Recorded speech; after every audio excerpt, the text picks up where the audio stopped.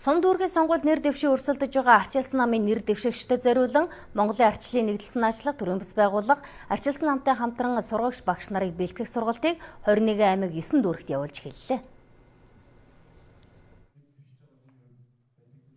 Сонгуулийн сурталчилгаага хуулийн хүрээнд оновчтой зөв явуулахад сургалтын зорилго чиглэж байна.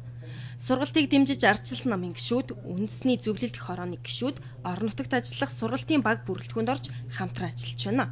Өнгөрсөн амралтын өдрөөр Баян-Хонгор аймгийн 100 гаруй нэр дэвшигчдэд зориулсан сургалт зохион байгуулагдлаа. Сургалтын үеэр улсын хурлын гишүүн, Монголын ардчлалын нэгдэл санаачлагын ерөнхийлөгч Болд, Баян-Хонгор аймгийн үндэсний зөвлөлт хорооны гишүүн Ганбат, Чулуунбаатар нар хүрэлцэн иржээ.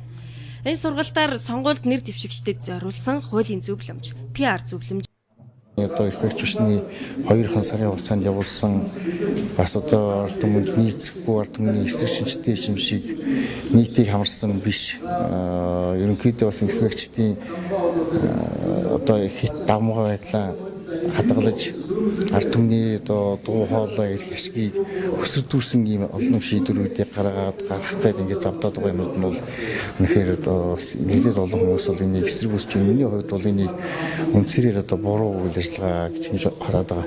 Урдын сонгуулийн өмнө нэр дэвшигч нарт бас юм системтэй сайхан мэдээлэл авчирч мэдээлэл хангасан багийнхан бол дахин талархал илэрхийлмээр байна. Намын гишүүдтэй ярилцаж байх үеэрээ гишүүн Болд ялагдлаасаа ухаарлыг олж авах нь хамгийн чухал.